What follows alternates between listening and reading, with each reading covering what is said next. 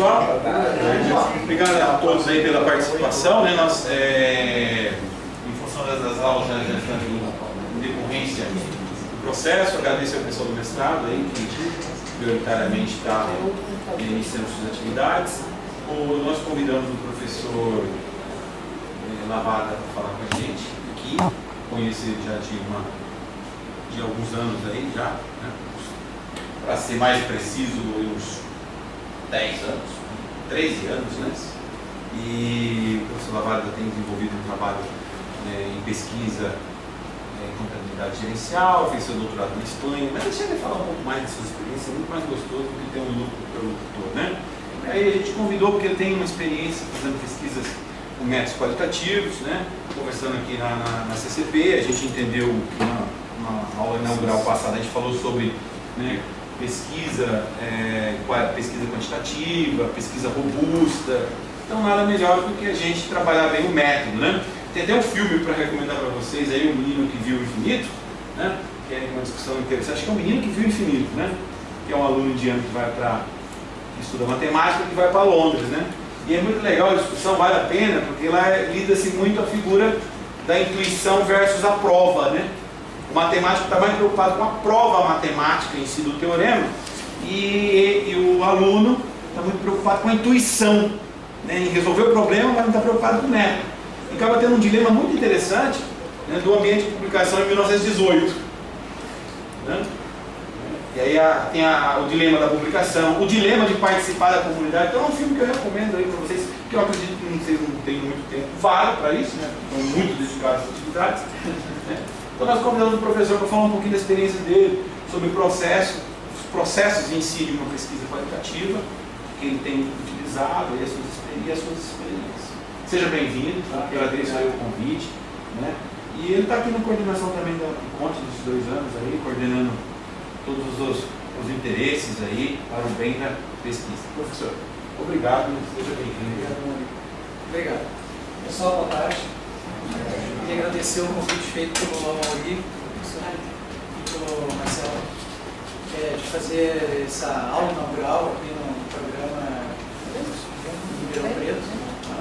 É a primeira oportunidade que eu estou aqui presencial, né? Que de bancas a gente já tem feito, né? Qualificação e bancas a gente tem participado. Como a gente tinha comentado, né? A gente hoje acaba fazendo as questões mais à distância, né? E não tem a oportunidade de conhecer mais de perto o trabalho dos colegas, a instituição. Então, o Amaury fez um passeio mostrando as instalações, um pouco da história, né?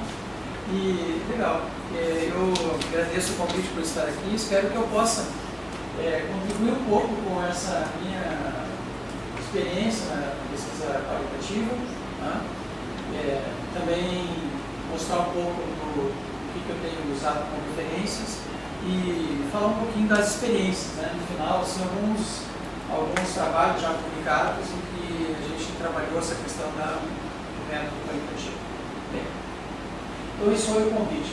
Bom, então o nome completo é Carlos Eduardo Facim Lavarda, né? Então, o pessoal me conhece por Lavarda porque Carlos Eduardo é um nome já complicado que nem em casa, então o pessoal então me chamam de Carlos, para confessar aqui, eu primeiro dou uma paradinha, olho para o lado, se não tem outra pessoa, né? Para ver se é o Carlos, sou eu mesmo. Aqui Carlos tem milhões aí espalhados, certo?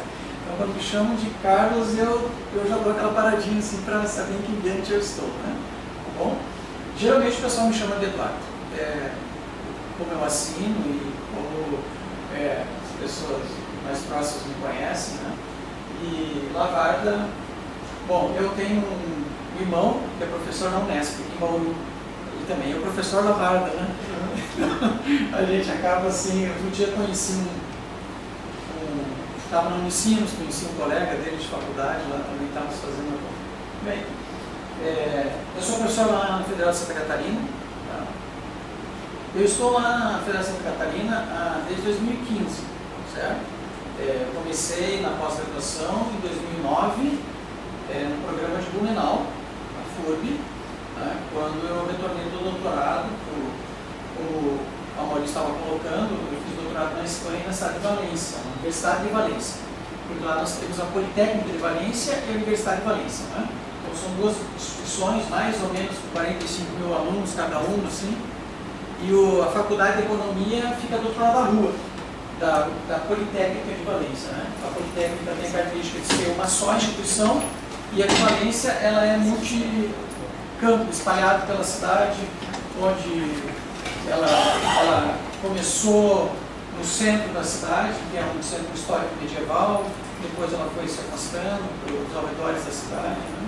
É uma cidade de praia, é uma cidade que é conhecida pelas hortas, o Mediterrâneo todo é um celeiro de hortaliças, né? E produção de azeitonas, né? Uvas e hortaliças em geral, né? Toda a parte do Mediterrâneo. Então é comum ainda você visitar a cidade e se deparar com hortas na cidade, né?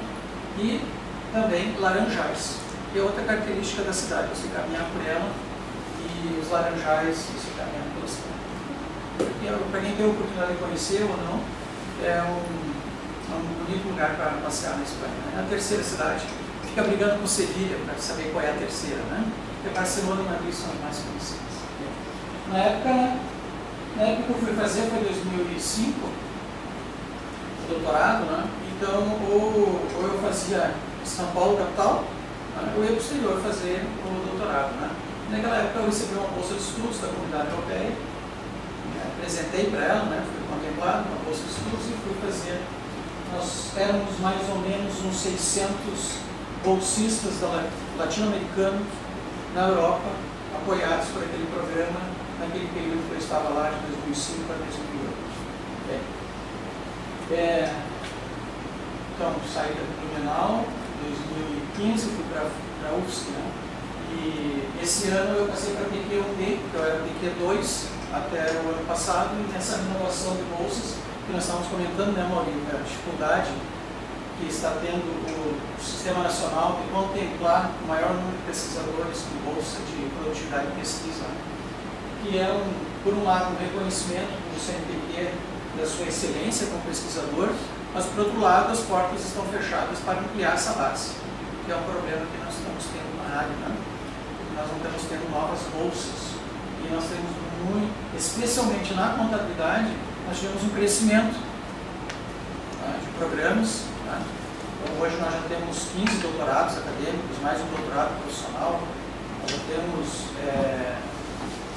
25 mestrados, mais mestrados acadêmicos, mais mestrados profissionais. Então nós temos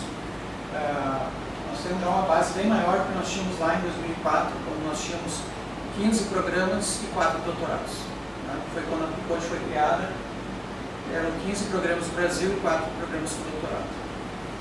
Bom, então, atualmente sou presidente da Piconte, esse ano, no ano passado, esse ano, 2018, 2019, né?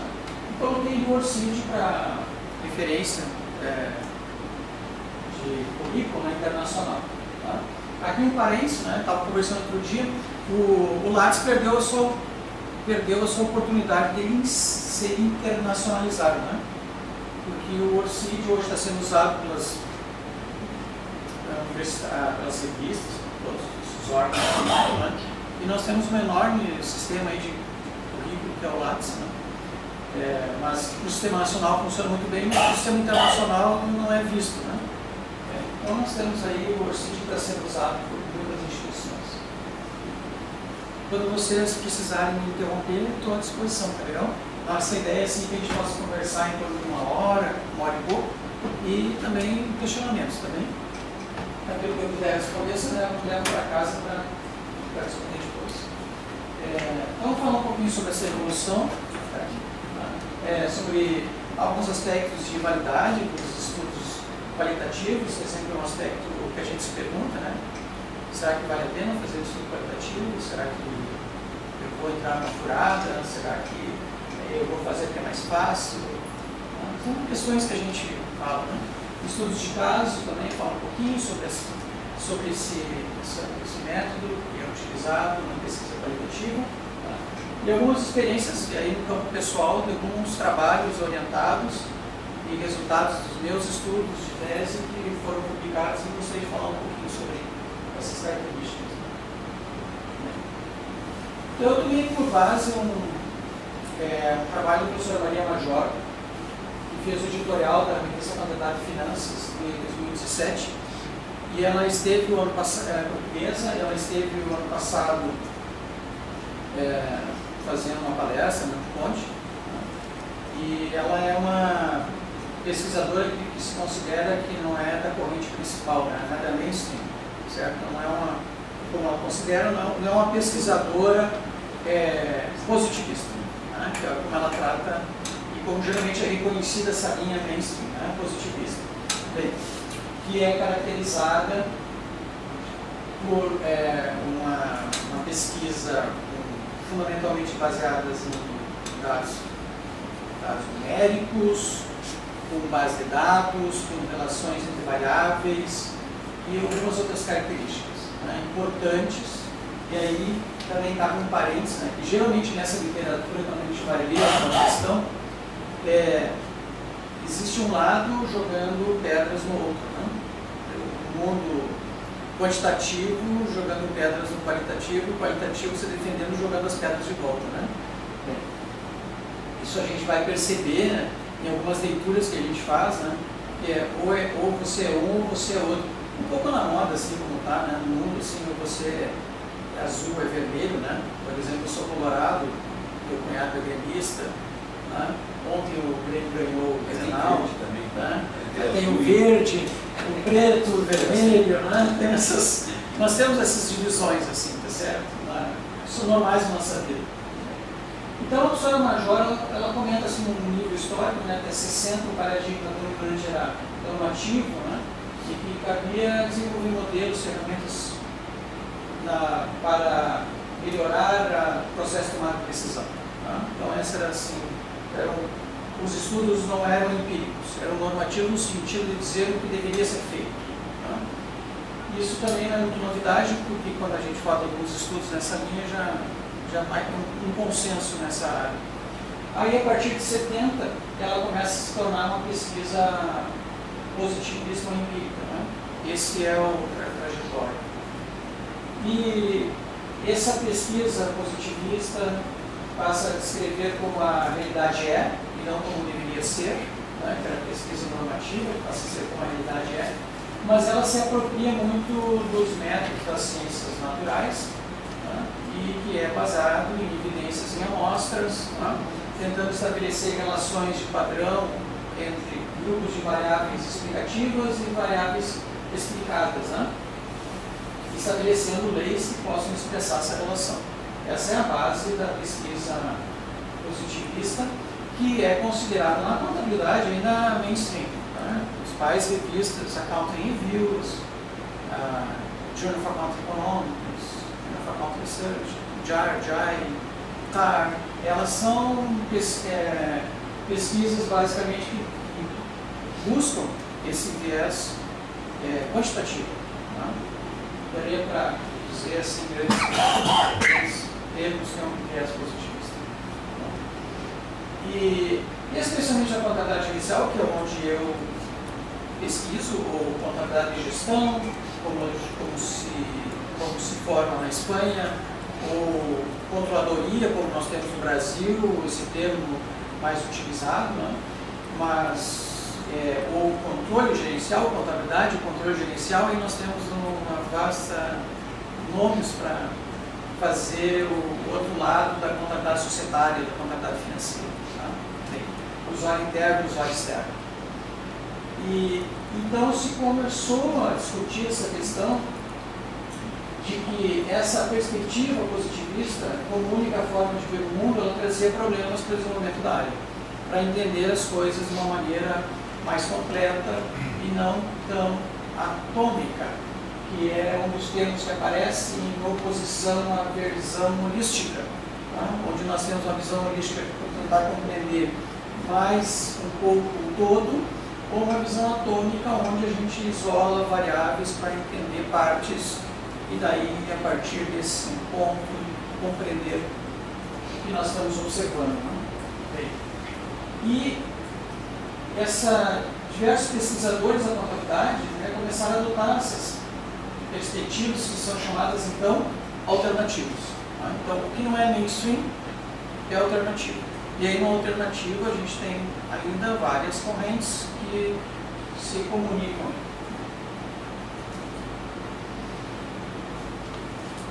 Essa pesquisa mais alternativa, ela está muito calcada em menos teoria econômica e mais teorias organizacionais e sociológicas. Então, sai um pouco do viés econômico, um pouco da visão da realidade objetiva.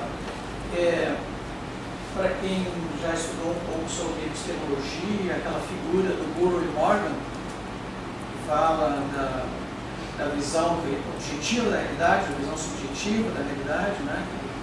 Os extremos. Isso vem incorporando, especialmente na contabilidade inicial, teorias de outros campos, para poder entender, então, não somente relações econômicas, mas relações de pessoas, grupos e indivíduos dentro das organizações. A Counter Organization Society é uma revista que se propôs a cumprir com esse objetivo, né, de dar um veículo de comunicação para essas pesquisas ditas alternativas, né? E ela começa em 1976, que o Roberts é o editor da revista Counter, foi o editor da Counter Organization Society. Então ela tinha esse propósito de estudar a contabilidade no contexto social, econômico, político, institucional, tecnológico e sincero. Para obter essa informação mais detalhada, mais rica. Esse era o propósito da Counter Organization Society. E aí vem assim, uma questão principal, que é essa pesquisa alternativa, que está mais calcada em métodos qualitativos, que é buscar uma diferença e o único naquilo que está estudando. Em oposição a essa tradição de estudar o agregado e grande conjunto de dados. Quer dizer, o agregado e o grande conjunto de dados nos dá uma visão geral, um comportamento geral. Acontece que quando a gente está estudando o comportamento geral, muitas vezes a gente percebe que existem casos extremos que não seguem a regra do geral.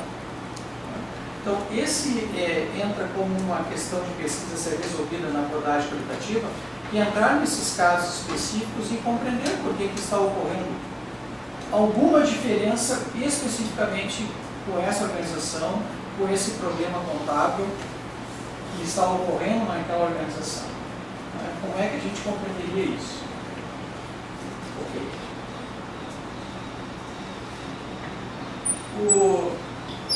Esse editorial da Major, ela continua, então, trazendo algumas ideias que eu concordo com elas, que são a realização de estudos explicativos e exploratórios nessa pesquisa qualitativa. Os estudos explicativos são aqueles que tentam responder as questões do porquê, tá? Os estudos exploratórios tentam responder questões como. Tá? Estudos exploratórios são estudos para verificação, a palavra não é verificação, né? Mas para que a gente consiga entender o fenômeno usando muito do conhecimento que nós já temos. Tá? E a explicativa é quando a gente encontra um fenômeno que a gente está buscando explicações e que muitas vezes a gente não tem ainda aporte teórico suficiente para responder. E aí surgem, inclusive, mais questões de pesquisa. A partir do estudo explicativo, vão acabar surgindo mais questões de pesquisas do que um estudo exploratório. Depois eu toco um pouquinho mais desse assunto quando eu trago um outro capítulo do livro do professor Ryan Staples, Theobald, que eu também recomendo nessa linha. Essa linha de pesquisa alternativa que saía dos métodos tradicionais de pesquisa quantitativa, ela foi tendo uma boa aceitação. Então isso é uma outra questão que a gente se pergunta, né? Se publica estudo qualitativo? Sim. Tá? Se publica estudo qualitativo, não é só uma questão de interesse particular de um pesquisador, mas existe uma comunidade que está interessada nesses estudos qualitativos. Tá?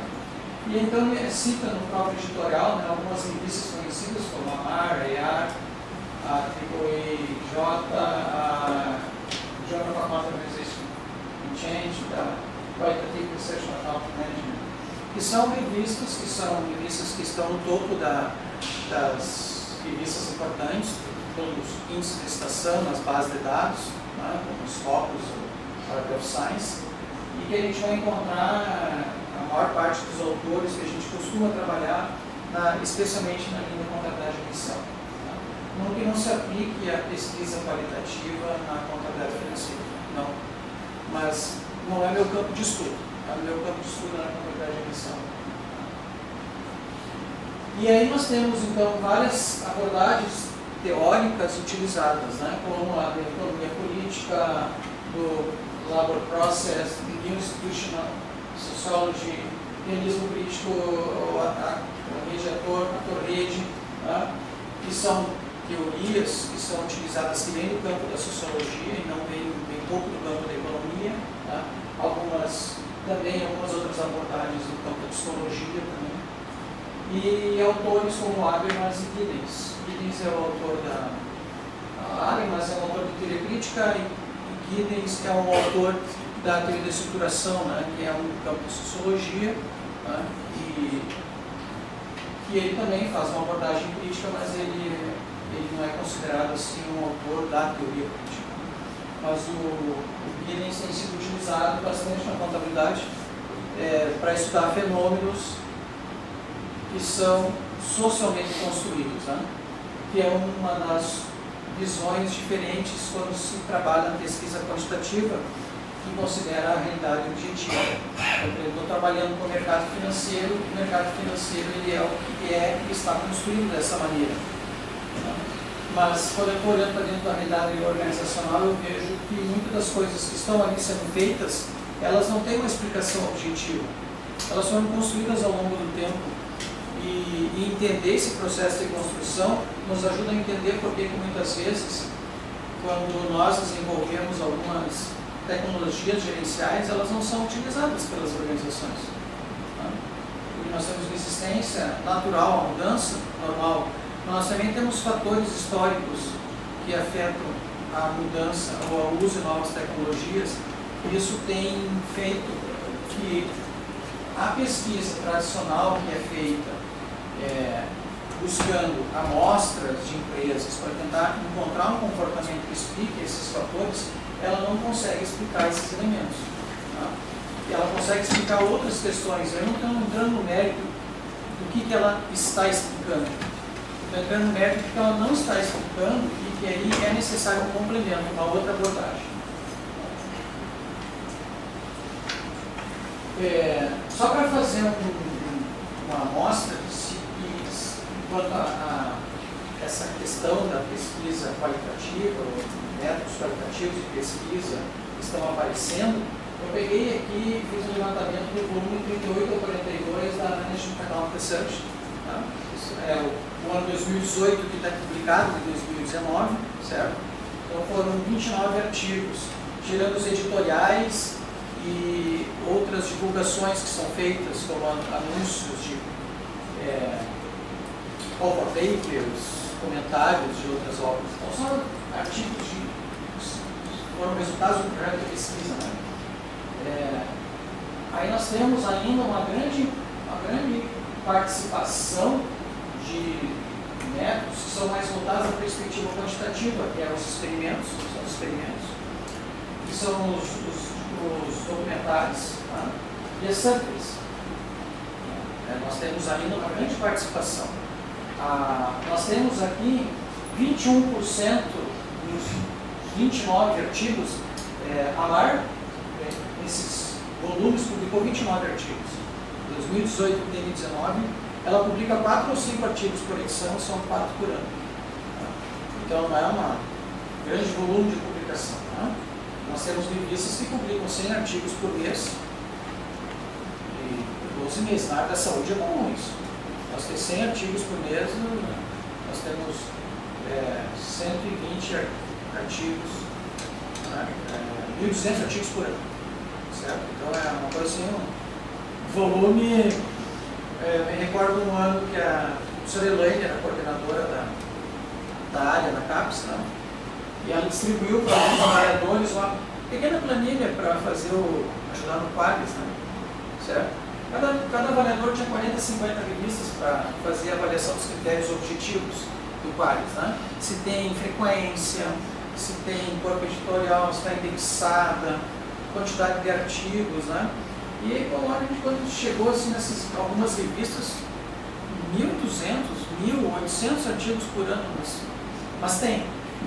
E não são as revistas predatórias. São revistas que uma outra conversa. Research que publica. Journal of Business Research publica uns 30 artigos por dia. Por número, exato. Então, assim, né? Isso a revista predatória é uma outra conversa que tem, né? Que são aquelas revistas que publicam rápido, sem processo de revisão. Pagando bem. O editor, o corpo editorial é o mesmo de 5, 6 revistas em várias áreas, desde a engenharia, a filosofia, passando por contabilidade, indo para a medicina. Então, não são essas revistas que nós estamos falando, são as revistas que estão indexadas, que têm um processo rápido, né? E como cobram, então eles têm condições de, né, o Mauri que foi muito tempo editor da revista, né? Então, como essas revistas cobram, eles pagam, remuneram os seus avaliadores, né? Então, eu imagino que esses avaliadores estão ávidos para receber artigos para avaliar, né? Bom, mas então nós temos 21%, quer dizer, não é uma... Estão mais voltados os casos, outros 10% lá era um artigo de framework, uma proposição de framework, um artigo sobre métodos de pesquisa, que era sobre entrevistas, né? O autor fez um levantamento sobre entrevistas utilizadas na contabilidade, né? E o outro era uma revisão, agora não me recordo o termo, tá? Mas o framework é do professor Cláudio Vanderlei, federal do Pernambuco. É o artigo que está publicado dele aí. É o único brasileiro que está nesse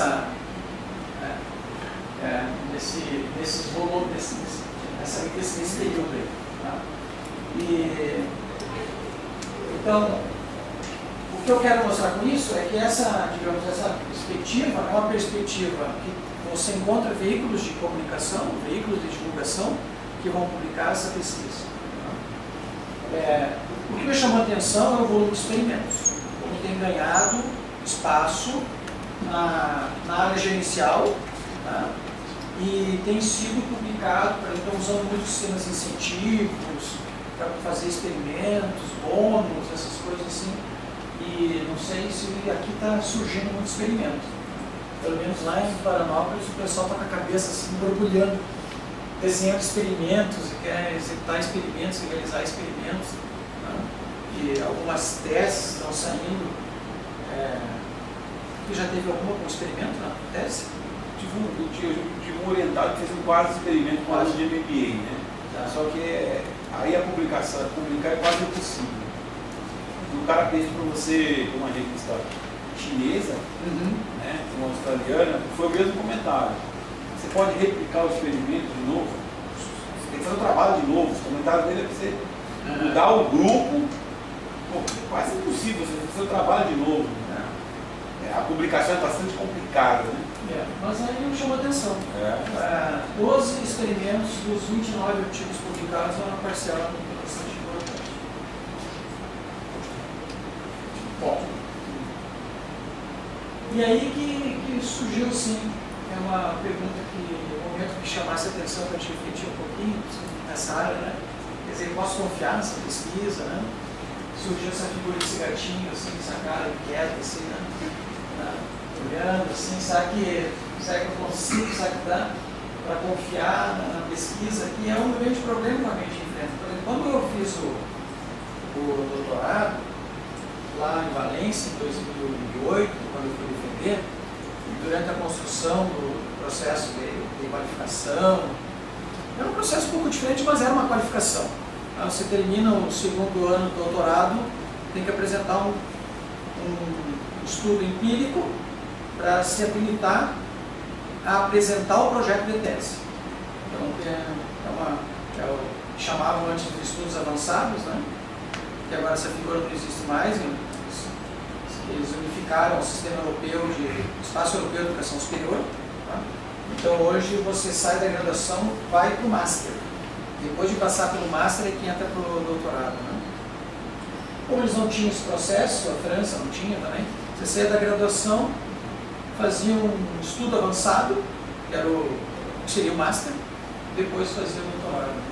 Bem, então, assim, era todo um processo de convencimento dos avaliadores de que eu poderia fazer um estudo qualitativo. Porque já tinham uns trabalhos anteriores qualitativos do departamento e o trabalho qualitativo ainda tinha um certo preconceito. Nós estamos falando de 2008, né? Falando de 10, 11 anos. Mas porque era uma comunidade ainda bastante focada no estudo quantitativo, que o único estudo válido seria aquele que eu aplicasse num estudo quantitativo, que eu conseguisse uma amostra importante. Né? Então, para convencer um pouquinho essa turma, no último capítulo dos meus dados, eu faço uma análise do setor. Eu estudei 2 casos do setor de móveis da indústria de Valência, que é uma indústria, digamos, importante na Espanha. E no final, assim, eu peguei e fiz uma análise setorial, saí dos casos, propus uma análise setorial para fazer uma análise envoltória de dados, com aquela base de dados. Né? A Espanha e Portugal têm uma base de dados de pequenas empresas, que foi o que eu estudei. Então, você consegue coletar dados de demonstrações contábeis de todo tipo de empresa, porque todas as demonstrações contábeis depositadas no que nós temos aqui como junta comercial, né, ela gera uma base de dados que a universidade tem acesso, que é a SAB, Sistema de Balanços Ibéricos, é o SAB. E então a gente tinha na biblioteca o acesso a esses dados, né? Então a gente conseguia fazer uma análise. Então eu fiz uma análise que nós chamávamos de como é que nós podíamos observar no setor que aquelas empresas tinham melhorado os seus processos. Porque se elas tivessem melhorado os seus processos gerenciais na parte da contabilidade, ela teria com isso ganhado um pouco de eficiência no mercado. E aí a gente usou análise envoltória de dados. Tá? Quer dizer, tem um capítulo na minha tese que é isso, mas é essencialmente qualitativo, porque é justamente a transição. Tá? Mas eu acho que isso nós já vencemos. Não precisamos mais ter esse processo de defesa do estudo qualitativo antes de apresentar o estudo qualitativo. Então, a professora Major, na sua revisão, ela coloca esses critérios de confiabilidade e validade que são próprias da pesquisa positivista, que é mais próprias da pesquisa quantitativa, né? Que ela considera que são critérios vigentes, que são critérios da mainstream, né? E que são utilizados para avaliar a pesquisa qualitativa. Então, aí há um problema de avaliação, porque aí nós não estamos falando da mesma coisa. Nós estamos tendo propósitos diferentes, então não dá para medir com a mesma régua os propósitos diferentes. Então isso é substituição por noção de credibilidade que ela coloca, né?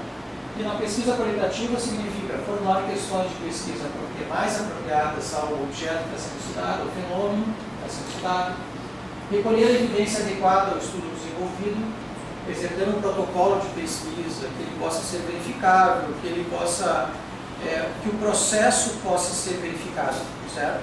Que eu tenha evidências de que eu estive naquele local, de que as entrevistas foram realizadas por pessoas que existem naquela organização, por contadores que são de carne e osso, né? Então, esse é o processo. E também adotar métodos de pesquisa permite obter respostas às questões de pesquisa, né? Quer dizer, usar entrevistas, usar recursos como gravar, usar recursos de observar e fazer anotações de campo, usar recursos de analisar documentos e também, em algum momento, ela vai falar aí também na triangulação dessas fontes. Né? Mostrar evidências de diversas fontes, então, não somente uma evidência documental, mas que os documentos observados, que podem ser manual de um sistema, que pode ser slides de uma apresentação, que pode ser atas de reunião, que pode ser documentos internos da organização, né? que isso possa dar uma evidência adicional àquilo que foi coletado por meio de uma entrevista. Bom, tá legal. Professor, tem uma pergunta. Você comentou essa questão do protocolo de pesquisa.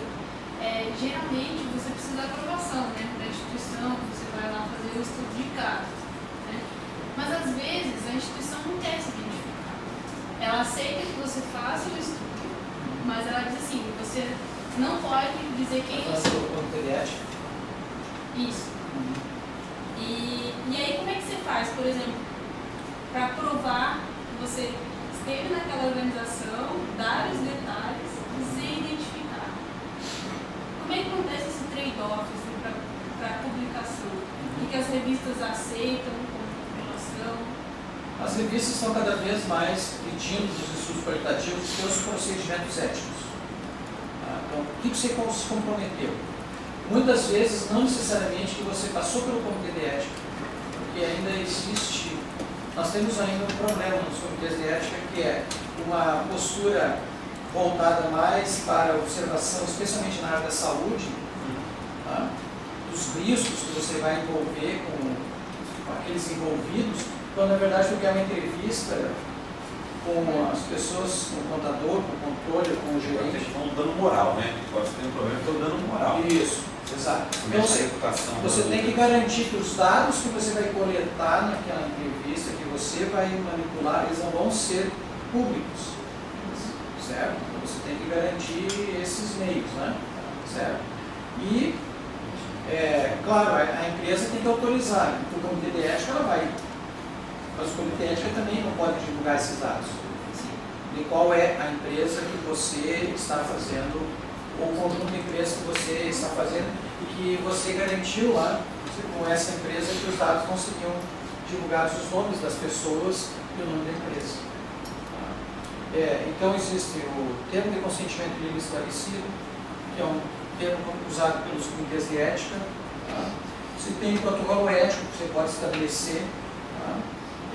Lá em Florianópolis nós temos um problema enorme, porque leva 8 a 12 meses um projeto para passar pelo comitê de ética. Um projeto de dissertação não aguenta todo esse prazo. Imagina se fosse um projeto de investigando corrupção, então, né? Imagina. Primeiro que o entrevistado não ia querer falar, depois, se falasse quem era, cara. Então a gente está enfrentando localmente alguns problemas. Mas a gente tem, por exemplo, quando o doutorando agora a minha aluna, a minha orientanda, é do Paraná, da Unespar. Também da Unespar. Ela entrou no pedido da pesquisa dela no protocolo de ética da Unespar. Porque a empresa vai ser do Paraná, nós vamos fazer um caso no Paraná, né? Ela é vinculada à instituição e o comitê de ética lá responde em 15 dias. Se deixar lá em Florianópolis, na UFSC, vai levar 12 meses para fazer o mesmo processo, certo? Mas é por uma demanda muito maior da universidade em relação à outra. Tá? Então, isso tem sido um certo problema para ser administrado na pesquisa. Né? Tá? Mas, com certeza, as revistas estão exigindo, não que você apresente os protocolos assinados, mas que você diga qual foi o seu protocolo. Tá? Como você garantiu o anonimato dos dados, tá? Isso está sendo solicitado. Tá? A contabilidade de finanças solicita que você declare quais foram os procedimentos adotados na pesquisa, procedimentos éticos adotados. Aqui a gente também instituiu, né? O André fez um trabalho na instituição do processo. É um processo que naturalmente as revistas estão adotando. Agora, tem revistas que pedem qual é o número do protocolo do Conselho Nacional, não, como é que é o Comitê Nacional de Ética na Pesquisa, né? Correto. A pesquisa experimental cada vez mais tem feito só sobre essa rede. Se não tiver essa proteção, dificilmente você consegue evoluir. E aí as pesquisas experimentais do Brasil não podem ter remuneração. Porque o Comitê de Ética não permite você remunerar o participante. A não ser a ressarcimento de despesas para ele participar do experimento. Mas não pode ter bônus. Ou pode ter o estímulo, né? Não. Às vezes a decisão você só colhe ela no estímulo, né? Não pode ser pecuniário, né? No Brasil nós temos essa trava no Comitê de Ética Nacional. E aí você vai ter que saber se a revista que vai ser publicada, se ela vai exigir isso. Tá? Por exemplo, o Comitê de Ética lá da Florianópolis, um dia estava comentando que chegou um caso lá do autor de uma tese que ele queria depositar, entregar a tese dele para o Comitê de Ética, para o Comitê de Ética fazer um parecer para ele poder publicar os resultados. E aí o processo foi negado, porque toda a lógica do Comitê de Ética é a avaliação antes da pesquisa realizada, não depois da pesquisa realizada. Então nenhum Comitê de Ética vai avaliar depois da pesquisa realizada. E aí, claro, então você vai ter que mudar o veículo de comunicação, porque aquela revista, especialmente, ela só publicava se tivesse o protocolo do Comitê de Ética. Mas não sei se eu respondi. Não, sim. É que a gente fica pensando, porque às vezes você pensa em fazer um estudo qualitativo, mas você não sabe desse processo, que demora um tempo, como você falou, 8, 12 meses. E às vezes para uma dissertação... Você como é que está aqui agora? Como é que é a experiência que você tem? Eu participei de algumas reuniões do Comitê de Ética do campus, né? Há casos e casos, né? Casos de 2, 3 meses e tal, mas há casos muito assim, normalmente quando envolve alguma coisa que parte dos membros acha que aquilo do ser humano pode expor a identidade moral de alguém, reputacional, aí normalmente as avaliações são muito mais duras, mais difíceis, né? Então, tem todos os casos, mas realmente o que a gente chega à conclusão lá do que eu vi nas palestras que eu assisti, é incompatível com o processo regulatório da casa. A produção dentro dos moldes de tempo, né? Processo de tempo, é incompatível. Sim, se você tem que ficar com a média de dissertação de 24 meses, você não consegue passar por tudo isso. Quer dizer, o aluno tem que entrar no mestrado já com um projeto. O que tem acontecido na USP? Isso acontece muito nos casos de psicologia e medicina. Os professores, eles fazem um trabalho, como os trabalhos são muito mais já estruturados dentro do projeto, eles submetem o projeto da FAPESP, né, toda a estrutura do projeto para o Comitê de Ética e já dizendo quais são os protocolos que eles vão. Então, quando o aluno chega, ele já tem autorização para fazer isso. Mas ele já entra naquela... Ele já entra naquilo, ele vai pesquisar exatamente, né? Tem um caso recente aí que eu vi em uma entrevista dizendo que ela está pesquisando sobre a sílica. Ela está recebendo, sei lá, 10 milhões para pesquisar sílica, uma coisa assim, grandiosíssima. A sílica em nanopartículas aumenta tipo 50% a eficácia das vacinas, né?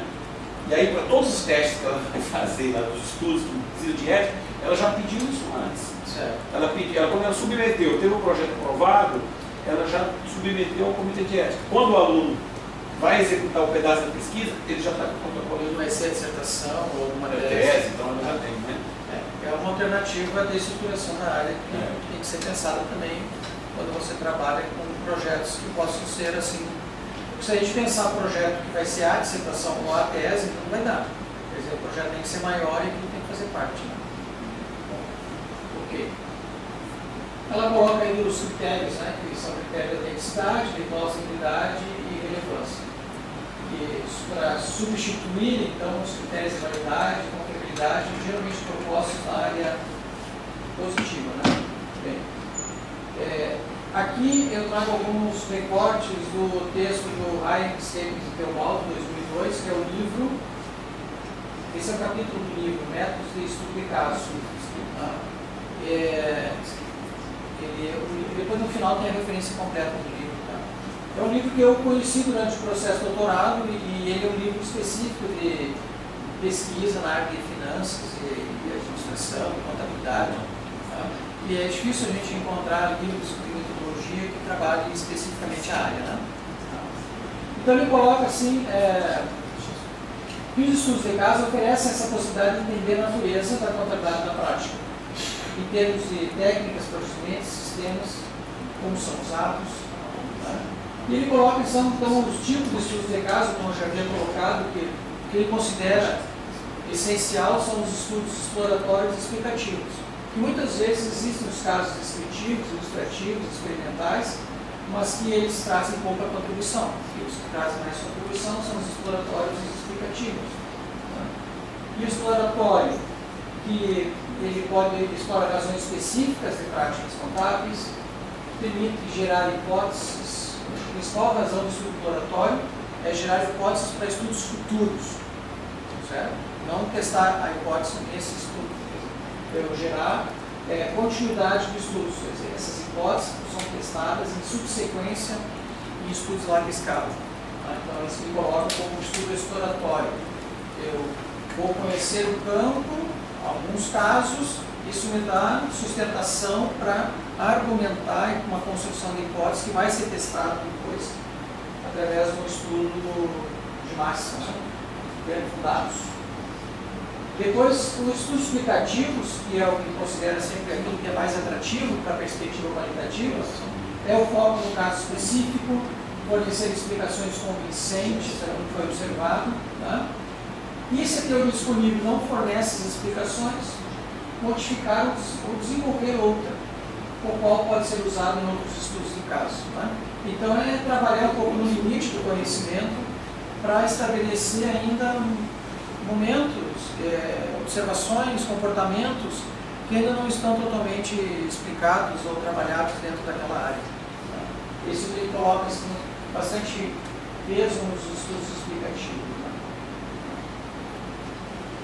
Então, ele coloca, buscar essa característica holística. A característica holística é essa, é a visão do todo, que também isso gera um problema no pesquisa qualitativa. O que é esse todo? O que é o todo que eu estou estudando? Não é tudo. Esse é o problema. Porque nós temos limitações temporais, nós temos limitações espaciais, nós temos limitações históricas. Então, explorar essas características holísticas significa não explorar somente partes individuais. Eu tentar entender algumas variáveis. Tá? Na pesquisa orçamentária, na área da pesquisa orçamentária, existem vários estudos que verificam a participação orçamentária, tá? O desempenho do gerente. Isso eu também trabalho nessa linha, tenho alguns estudos nessa linha. O que influencia essa relação entre participar e desempenhar, que aspectos podem estar, mas assim a gente está observando aspectos isolados. Tá? Mas, por outro lado, eu tenho bastante suporte teórico para estudar essas relações. Tá? Em alguns outros estudos, a gente não tem tanto suporte teórico para conseguir compreender, por exemplo, que papel a contabilidade exerce na gestão de uma grande empresa multinacional. Como a gente teve a oportunidade de fazer um caso na Bayer. Eu posso dizer o nome porque ela autorizou a dizer o nome. Né? Falando dos procedimentos éticos, ela autorizou utilizar o nome dela no estudo. Né? Mas isso só depois dela avaliar os resultados da pesquisa. Só que ela viu que estava bom, né? É um exemplo bom. Ela avaliou que aquilo que estava na pesquisa não colocaria em risco nenhum aspecto do seu negócio. Né? Tá bem? Mas a gente pode perceber como a contabilidade participa do processo decisório da organização, como que ela está estruturada, como que ela se comunica com os outros departamentos, como que existe a comunicação de procedimentos e técnicas gerenciais de contabilidade com os demais órgãos, departamentos da empresa. E tudo isso analisado, que o fio condutor dentro da organização é o ERP que eles utilizam, que é o SAP. Então, como que isso... Porque qual é o problema que a gente estava vendo? Só para fazer um parênteses também. Toda a literatura que fala de ERPs, tá? Você não consegue perceber exatamente o papel que a contabilidade tem nesses processos. Geralmente é a parte técnica do ERP, tá? Os resultados que ele gera. Mas nós temos poucos estudos que conseguem mostrar essa participação da contabilidade, nessa construção do uso do ERP dentro da organização. Tá? E a Bayer foi uma excelente empresa para trabalhar, porque deu acesso a todos os departamentos, e ela é uma usuária top senior, tem um nome lá super legal assim, para o tipo de usuário que ela é da plataforma SAP. Então foi uma oportunidade que ainda estamos agora trabalhando em artigos, como é que a gente vai comunicar, o que a gente quer comunicar. Tá? Mas essa é uma questão assim que não que não daria para ser encarada por questionários dentro da organização. A gente não conseguia ver como que há um certo imbricamento da contabilidade nos processos da organização. Foi muito interessante, né? Pelo menos do ponto de vista do pesquisador, né? Bom,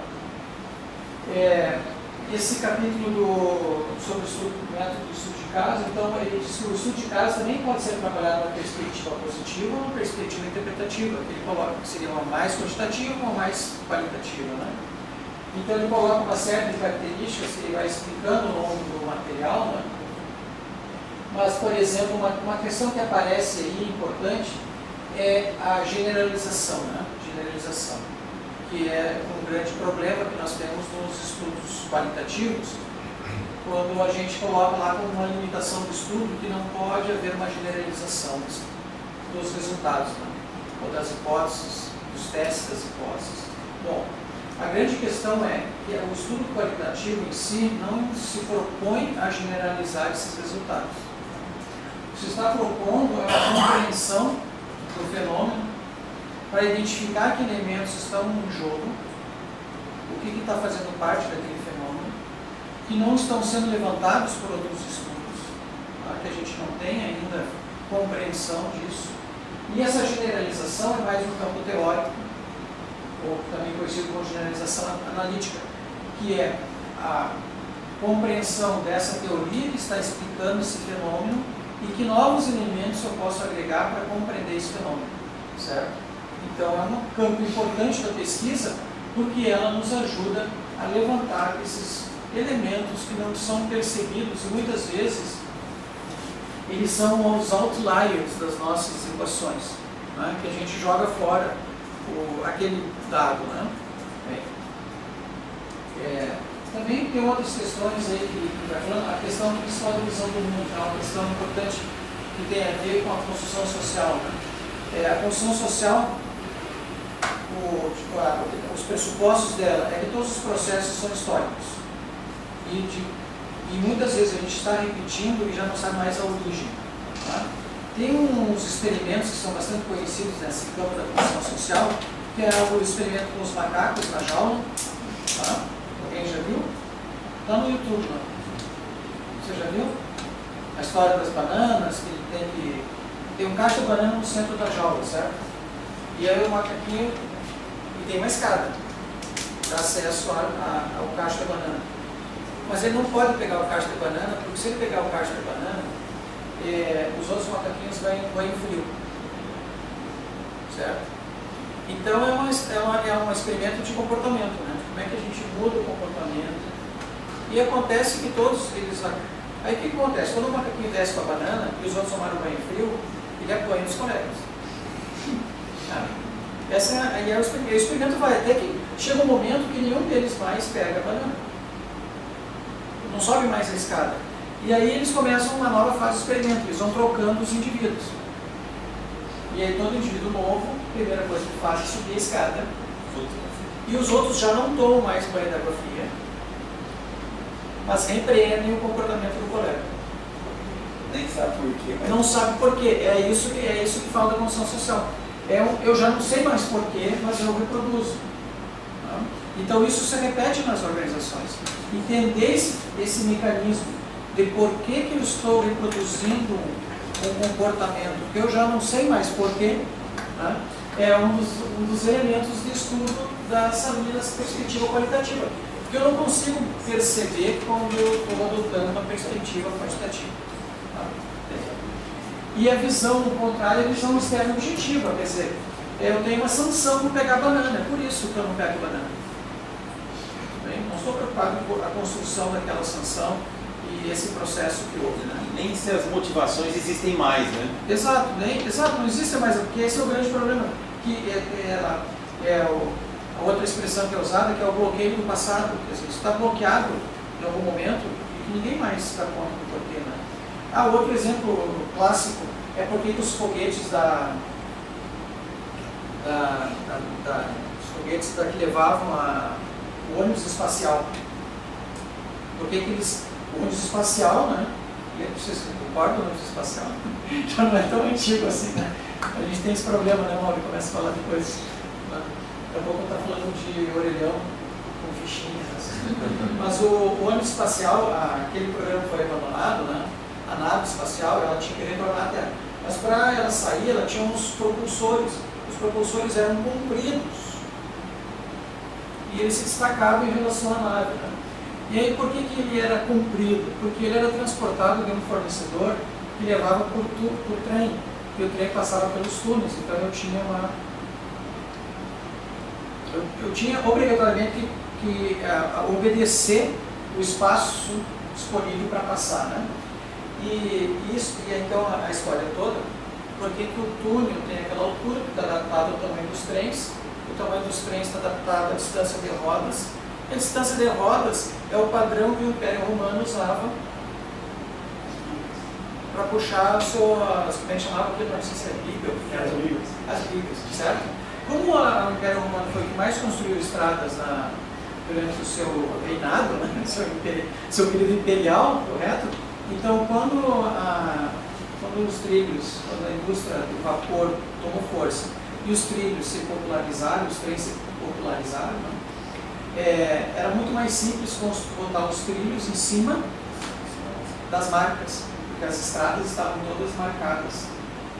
Não precisava calcular a distância, certo? Era muito mais simples botar em cima do... Então, por isso tem essa distância. E aí, então, ele explica por que uma coisa que hoje acontece, que está atrelada ao passado, que nós não necessariamente nos damos conta, e são processos históricos construídos. Okay. E aí, uma questão da pesquisa qualitativa é entender esses processos de construção. E aí tem teorias que Bradley Luckman, um dos autores clássicos dessa teoria da construção social, que dá sustentação para muito da teoria institucional, discussão que há dentro da teoria institucional sobre processos de mudança, de institucionalização, como o Maurício estudou, a desinstitucionalização. Né? Também tem vários modelos que eu estudei na minha tese a institucionalização. Me recordo que você na época estudava desinstitucionalização, não é isso? Acho que o que era da correção monetária? Isso, perfeito. Bom, eu estou falando bastante. Vocês me seguram mais um pouquinho aí, bem? Já passou a fase do sono, aquela ruína assim que ninguém aguenta, né? Vamos mais um pouquinho então. E aí a gente interage um pouco mais. Se vocês quiserem interagir, botar alguma lenha nessa fogueira, né? E o que eu estou falando é mais para tudo que eu costumo ler e o que eu costumo fazer. Não quero dizer que está certo. Bom, então a contabilidade sobre qualquer organizações, ele é aberto a perguntas. E é isso que está na semente daqueles textos da teoria institucional aplicados à contabilidade, né? Ela não é, a contabilidade ela pode ser vista como um sistema político dentro da organização, ela não é neutra, ela carrega um sistema de valores, né? Ela ajuda os gestores a justificar seus atos, eles sustentam os números contábeis para justificar uma mudança no plano de incentivos. A gente fez um outro estudo lá em Criciúma. A empresa foi comprada por um grupo internacional, empresa cerâmica, foi comprada. A primeira coisa que eles fizeram foi mudar o sistema de remuneração do desempenho, que antes era um sistema coletivo, todo mundo ganhava, e a empresa com dificuldades financeiras, mas todo mundo ganhava bônus. Passou a ter um sistema de avaliação de desempenho, em que os melhores ganhavam o dobro, os normais ganhavam o normal e os piores não ganhavam nada. Isso gerou uma tremenda mudança, porque mexeu com toda aquela construção que existia dentro da organização, que era um fio condutor para o trabalho. Muitas pessoas saíram da organização, diretores saíram da organização, se perdeu bastante gente na organização, mas o fio condutor era um sistema de avaliação de desempenho de foco. E isso criou, sim, um choque de gestão na organização.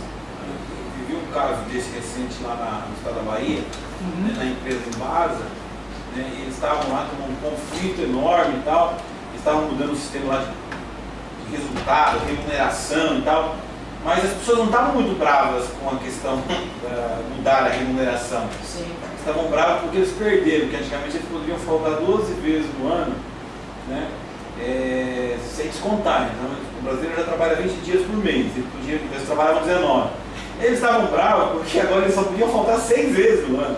E com a quantidade de eventos que tem na Bahia, para eles isso não era compatível com a cultura. Mas, assim, o aspecto cultural ali, às vezes, é muito predominante nas organizações. Né?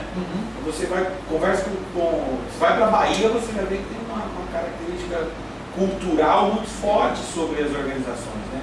Sobre a produtividade das organizações, o desempenho. O nosso país é grande, né? E a gente poderia ver isso em diferenças entre países, mas aqui a gente percebe diferenças dentro do país. Não, você vai ganhar mais com esse modelo do ponto de vista de remuneração. Sim. Não, eu não estava preocupado com isso, eu estava preocupado com isso, mas tipo assim, o ócio não tem preço. É verdade. E entender como esses elementos são construídos dentro da organização, como é que esse sistema de avaliação de desempenho foi construído e foi desconstruído, que são perguntas abertas para se fazer. E que a gente vai buscando assim, literaturas. Na linha institucional, hoje está se trabalhando bastante a discussão das lógicas institucionais que permeiam a organização, que entra em conflito e que a partir desse conflito se gera um novo comportamento aceitado entre o grupo. Né? Tem coisas que estão surgindo.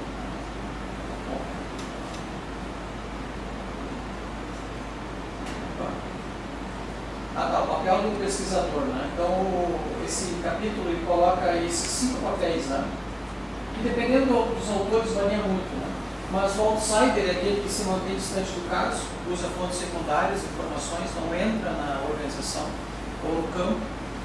É o visitante, que a maior parte dos estudos que tem acontecido a gente percebe são assim, a pessoa vai, entrevista, mas não vive a organização, não conhece, não passa o tempo lá dentro para saber se aqueles comportamentos relatados nas entrevistas eles se realizam mesmo, se são assim que as coisas são. Né?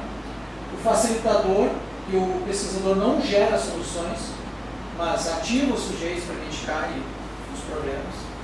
O participante, que é aquele que o pesquisador ter percepção dentro do dia a dia do trabalho da companhia, quer dizer, ele participa, mas ele não modifica a realidade.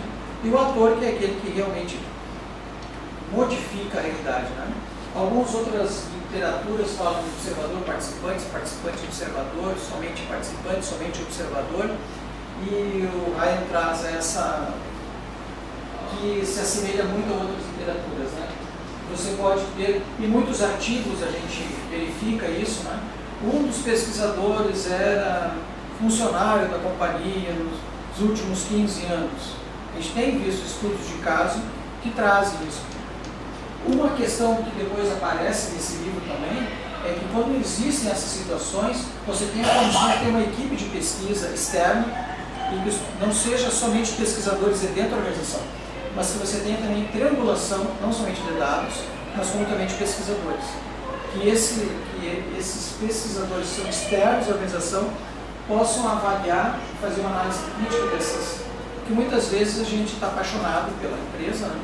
E aí só conta a parte bonita também, que é esse outro problema que existe nos estudos que só contam as vitórias, né? Não contam as derrotas.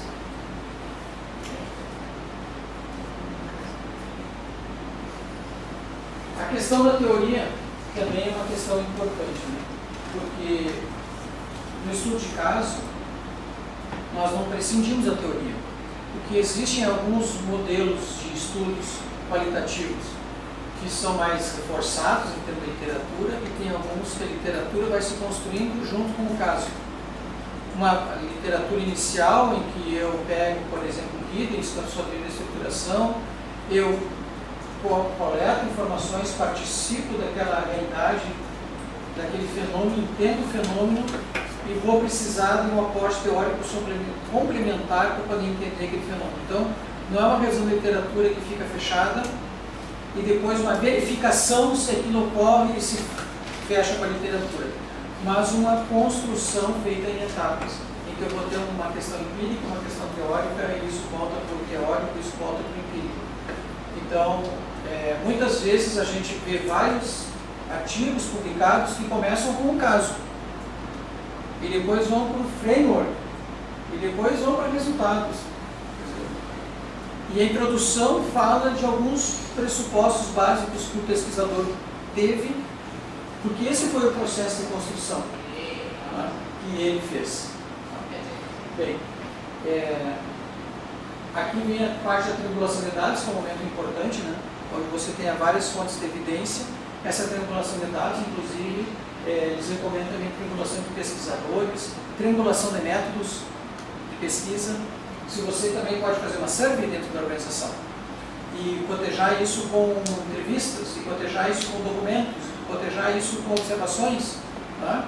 Por exemplo, tem uma aluna que foi fazer um estudo de empresa familiar. Tá? Bom, quando ela chegou para fazer entrevista com o diretor, a parede toda estava assim destacada no escritório, era a foto da família dele. Era ele com a esposa e os filhos. E ela não tinha uma pergunta sobre isso, mas o que representa, o que ela considerou depois que observou e verificou? Existe uma grande influência da família, da proteção daquela família naquela empresa, que é uma característica da empresa familiar, a visão de longo prazo, o legado para gerações da família. Isso estava exposto na parede, como uma foto dele com a esposa e com os filhos. Quer dizer, qualquer um que entra ali para conversar com ele tem que olhar para a parede e ver, olha, qualquer decisão errada ali que você fizer, você vai colocar em risco o futuro dessa gente aí, entendeu? Ele não diz isso, mas está na parede, certo? Isso essa é a missão dele. Essa é a missão, manter essa família e o seu patrimônio. Não é só o patrimônio da empresa, certo? Então, os estudos familiares têm várias características que aparecem e a gente observa e verifica essas questões. 4h15 não, né? Não gosta, Não, pô, nossa senhora. Os alunos aqui ficam mudando o horário do relógio para enganar a gente. Ele foi colocado no horário de verão, não foi tirado. Bem, uma questão que está colocada importante é a plausibilidade seletiva dos estudos de caso, que é selecionar aquela evidência que eu colhi, que casa com aquele objetivo que eu tinha. E eu fico enviesado com essa questão e só observo aquilo que eu quero observar. Então, por isso que geralmente os estudos são em equipe, dificilmente você está fazendo um estudo sozinho. Porque isso também acontece quando a gente observa uma base de dados. A gente está enviesado pelas nossas variáveis e só observa aquilo que quer observar. Assim como entra num caso muito carregado dos seus objetivos, da sua teoria, e só consegue enxergar aquilo que... Tá? Então, geralmente, quando a gente faz uma primeira análise do caso, então a gente tem que começar a fazer uma revisão crítica do caso. Tá? Trazer convidados, trazer outras pessoas. Tá? Eu tive recentemente um aluno que defendeu a sua tese, esse lá da Degreciou. Tá? Ele saiu do caso e estava apaixonado pela empresa. Nossa! E aí a gente dizia assim, tá bom, mas ele não era funcionário da empresa, ele era uma pessoa da cidade, ele trabalhava na região, ele conhecia a empresa, mas ele estava apaixonado. E aí ele disse assim, mas aqui o entrevistado está dizendo, isso aqui é uma fonte de conflito, que está explorando. Tá? Porque o que ele estava comentando, que tinha uma parte dos diretores da companhia, que eram da antiga família proprietária, e eles não estavam de acordo com aquele sistema de avaliação de desempenho. Eles estavam fazendo ações de boicote ao sistema. Né? E a gente não está questionando isso. Quer dizer, estão dando evidências de que, se tu olhar pelo lado da institucionalização, o sistema não está institucionalizado, não faz parte das rotinas diárias da organização, não está incorporado no dia a dia. Né? Aquilo ainda é questionado, aquilo ainda gera conflito. Né? E diz assim, mas não, professor, não é assim, vamos, pega mais um aqui, pega mais aqui. Então a gente olhando, e mais, quando foi para a qualificação também, já tinha uma parte da entrevista realizada, né? E diz assim, mas tu não está observando, os caras estão te dizendo. Tá? Aí a gente criou um capítulo de análise mais crítica, assim, para sair daquela paixão, né? Isso pode acontecer, por isso que ele estava usando essa questão de plausibilidade científica, estava selecionando aquilo que lhe interessava. Aqui a professora Kelly, o Reinaldo, O Cantor é um aluno, em 2015 foi publicado na Contabilidade e Finanças. Fizeram análise dos estudos de casos publicados no Brasil, identificaram alguns problemas, né, daquilo que estava publicado. Tá? Então, a necessidade de justificar o fenômeno, essa visão qualitativa, apresenta só uma fonte de evidência, geralmente só entrevista, só faz a entrevista, não triangula com outras informações, ou se triangulou, não informa. Pouco destaque para a forma de análise de dados, como é que organizou os dados, como é que trabalhou, como é que organizou isso. Porque apesar de não ter um software que faz análise de dados, nós temos que ter procedimentos, certo? Como é que a gente organizou essa informação? Como é que a gente selecionou aquilo que está analisando, certo? E é importante o grupo de pesquisa, o debate, a análise crítica sobre a situação, fazer o papel contrário àquele que está observando, para tentar ver se coletar essas informações que são contraditórias, que estão presentes nos dados, mas que não está sendo dado a devida atenção para eles. Né? O artigo é de 2015. Tá? Foi bem legal, eles fizeram uma análise, provavelmente muitas das coisas que eu vou mostrar aqui, que eu fiz experiência pessoal, pega esse período de análise aí, que foi de 2008 e 2012. Bem, na minha experiência, né, também, se você analisar o meu currículo, e eu fiz uma autoanálise, então quando estava montando a apresentação, eu não sou um pesquisador que só tem características qualitativas. O que eu posso me considerar na contabilidade inicial é que eu sou um pesquisador que usa pouca teoria econômica. Isso sim. Eu uso mais teoria da sociologia da psicologia do que teoria econômica para explicar fenômenos. E aí a metodologia, o método muitas vezes vai para o qualitativo e vai para o quantitativo. Tá? Então, por exemplo, as orientações de mestrado, que eu tenho 12 concluídas, 4 foram qualitativas. Tá? E das 7 orientações de doutorado, 4 foram qualitativas.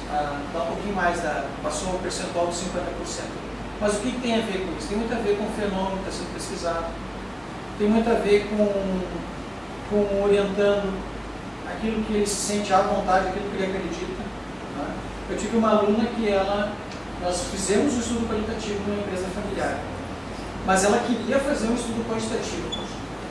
E eu disse assim, mas esse problema que você quer estudar, ela usou aquele modelo do Simon, das alavancas de controle, mas o que ela queria estudar era a influência da família no controle gerencial. Como é que se dá a influência? Como é que os valores da família entram para dentro do sistema de controle gerencial e como é que a organização percebe esses valores no sistema de controle gerencial? Isso não vai dar para fazer questionário, nós não vamos conseguir fazer isso.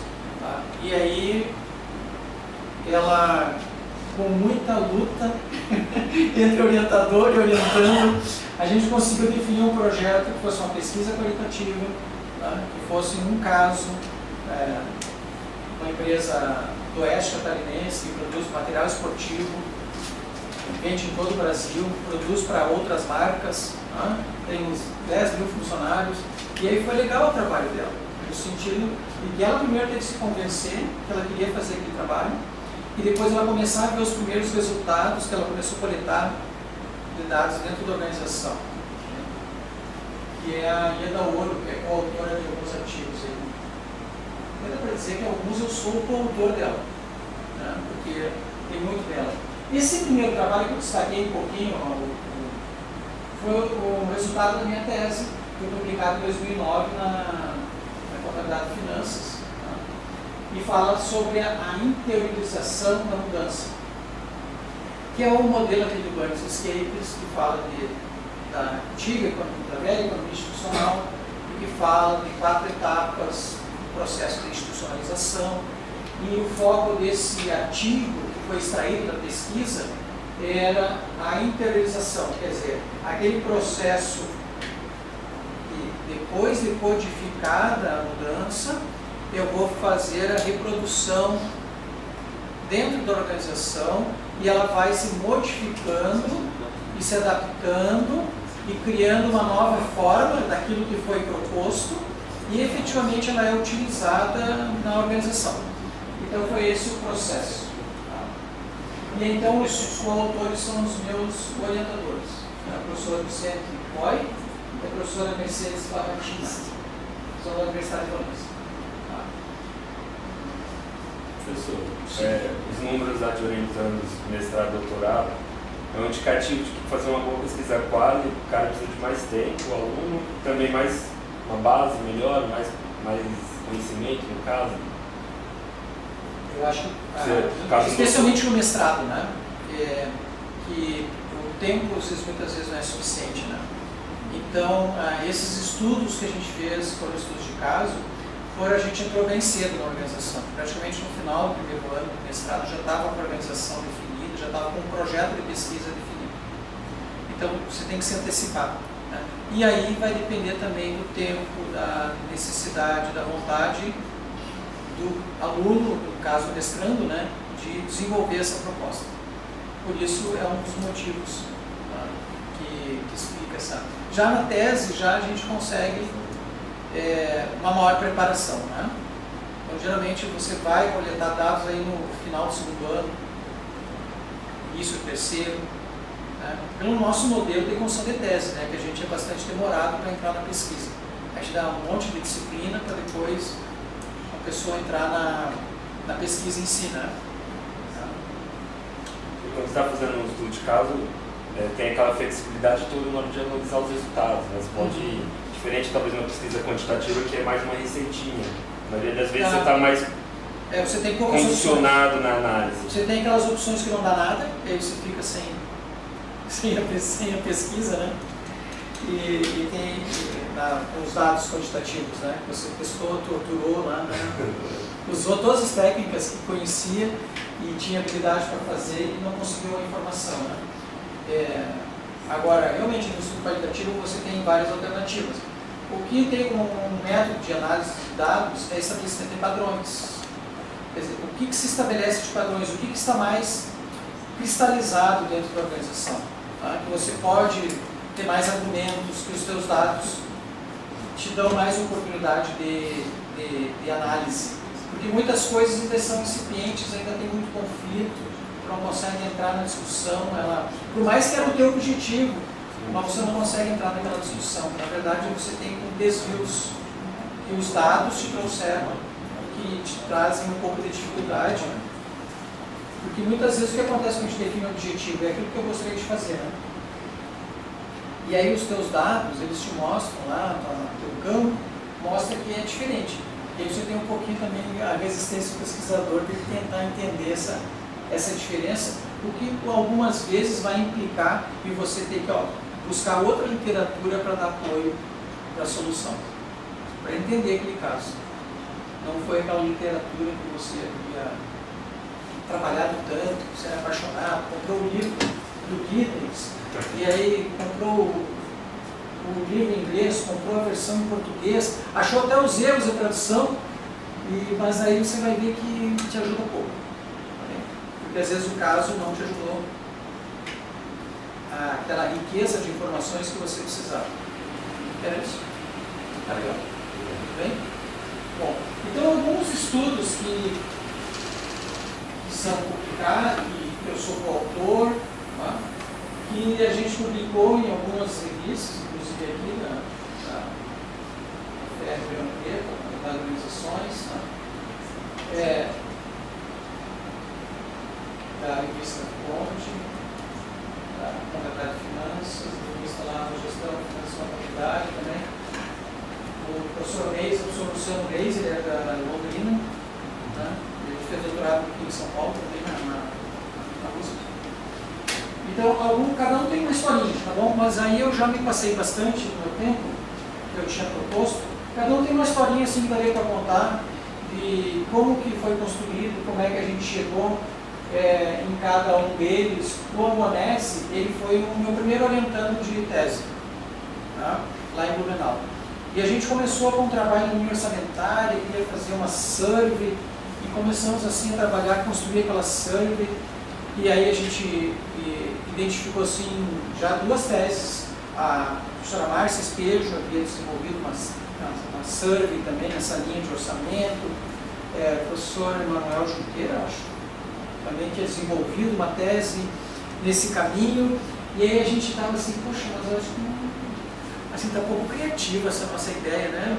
Seria legal esse trabalho, mas aí eu propus para ele, você não quer entrar um pouquinho na linha institucional, né?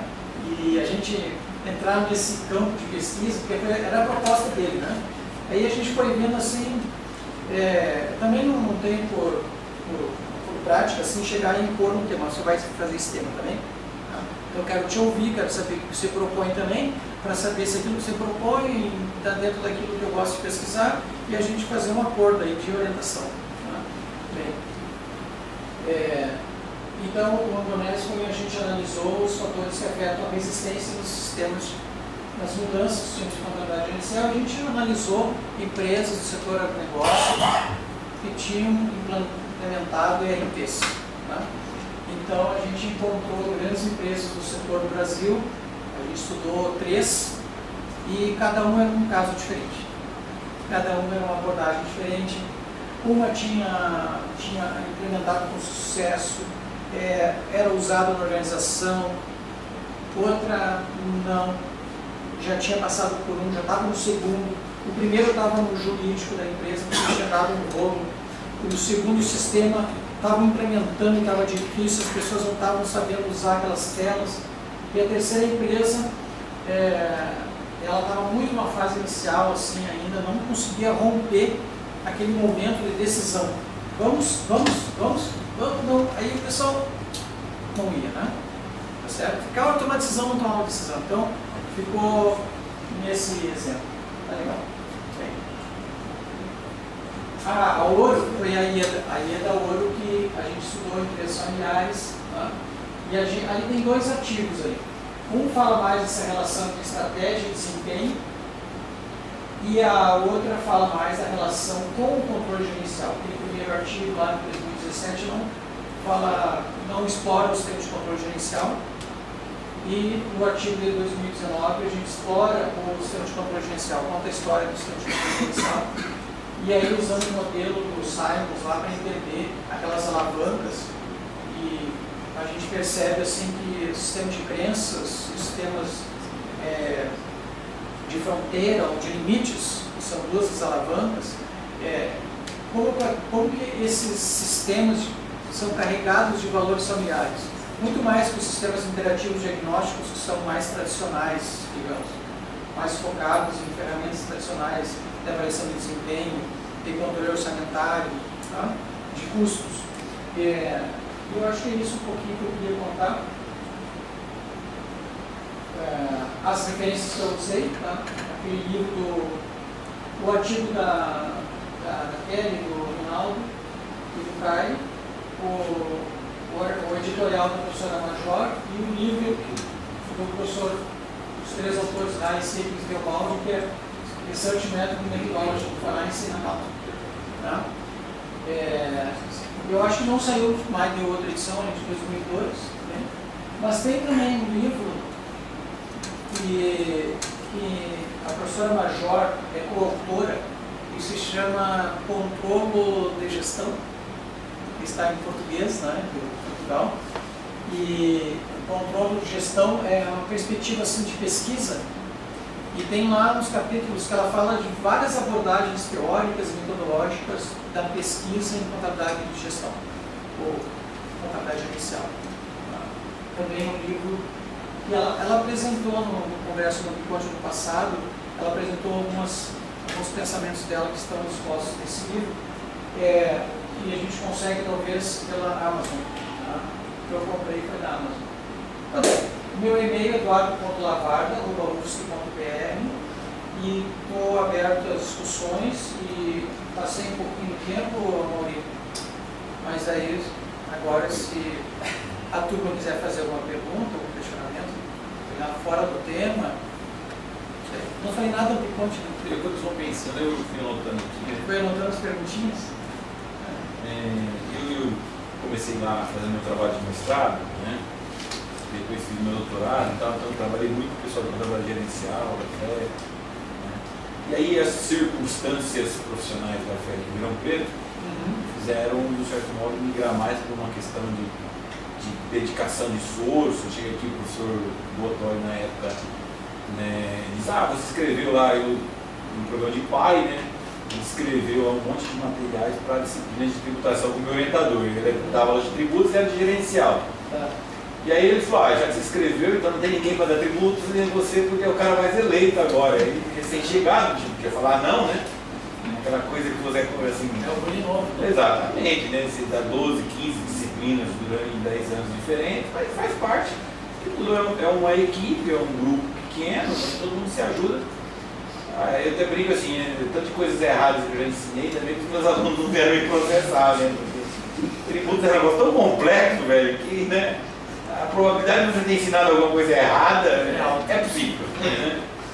E aí eu fiz os trabalhos, gostei bastante, deu muito mais, talvez, prazeroso foi nos trabalhos qualitativos que eu fiz. Né? Acho que essa experiência sempre foi muito boa, mas eu sempre fiquei com muitas questões assim, sobre quanto duro é a vida de um franciscano da área de contabilidade gerencial. Porque você vê que é a dificuldade de arrumar informação, dados, para você fazer uma pesquisa. Né? Aí eu tenho visto, qualquer congresso que a gente vai, grandes congressos hoje, sempre tem essa pauta, ou ela vem hoje, depois ela vem amanhã, mas ela está sempre dizendo o seguinte, para que nossas pesquisas basicamente servem? Né? Sim. Será que nossas pesquisas servem para alguma coisa? Né? Quem lê as nossas pesquisas? Se o cara da matemática, eu não estou preocupado em ninguém ler a minha pesquisa, porque eu estou aqui provando um teorema, talvez daqui a 20 anos o cara com esse teorema consegue montar, né, um sistema de avaliação de risco e etc. E tal. Ele está preocupado mais com a construção em si, de conceitos, de uma teoria em si, do que uma aplicação. E no nosso caso, por ser uma ciência social, né, uma sociedade socialmente construída, né, a gente vê constantemente, eu gosto de dar o exemplo para os alunos sempre da questão dos CPCs, né? Ontem era conservadorismo, hoje não é mais. Né?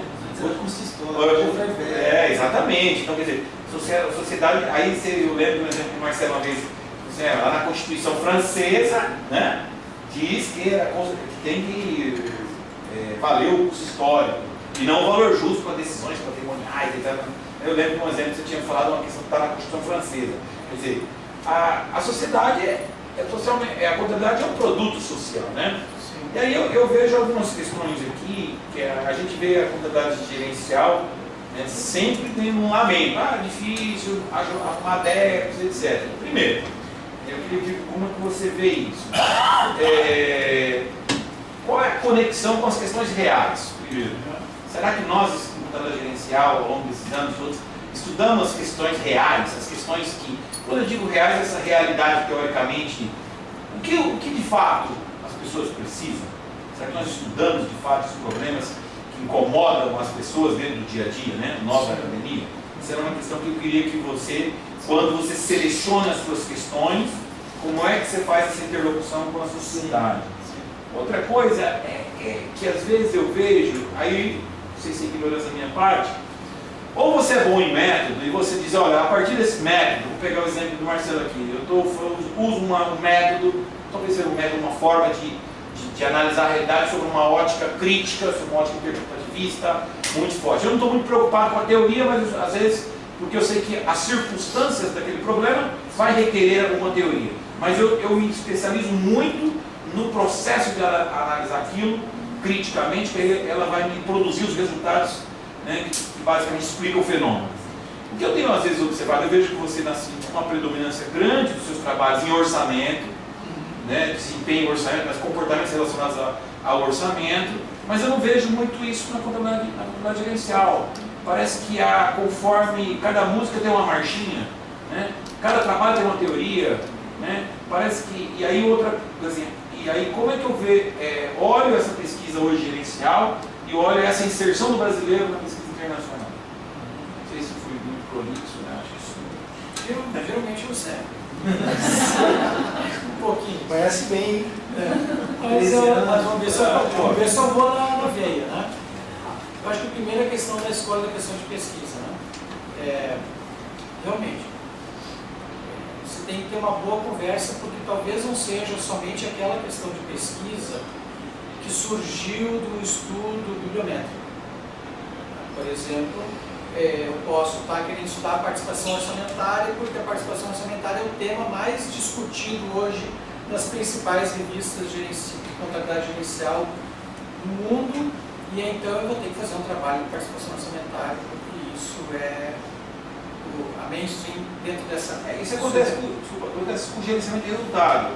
Só que lá fora é o seguinte, tudo é gerenciamento de resultado, mas as empresas não estão preocupadas com esse gerenciamento de resultados. Se você perguntar, as empresas não estão preocupadas com o gerenciamento de resultado. Né? Estão preocupadas com outros problemas que não é o gerenciamento de resultados, são as fraudes. Né? Então, assim, aí a gente vê o pessoal batendo no gerenciamento de resultados, mas não bate na fraude. Isso. Eles não migram para a fraude, eles não dão um passo a mais. Ficam no gerenciamento. Não, então, entender bem o gerenciamento teria fraude. Não está acontecendo isso. Né? Tem um pesquisador, há 2 anos no Núcleo Europeu na Constituição, ele já montou um website lá que você escolhe a empresa e ela te dá o gerenciamento de dados sobre vários modelos, já são conflitantes. E ele pegou vários dados internos de várias empresas e provou que o gerenciamento de resultados não tem nada a ver o real com aquilo que é calculado a partir das demonstrações. Sim. Né? Só para fazer um parênteses que eu estava dizendo também, só que se alguém segue o Twitter do professor Baruch Lev, que ele veio batendo na questão de que os dados contábeis já não refletem o valor do mercado, porque o intangível hoje é muito superior nas empresas. Quer dizer, eu estou tentando avaliar o tangível, muito do intangível eu não consigo colocar no balanço, é isso que está fazendo o valor das empresas. Quer dizer, se eu não começar a me preocupar com isso, nos estudos de contabilidade, eu vou estar fora da realidade das empresas. Né? Acho que é isso que você está colocando nessa linha. Né?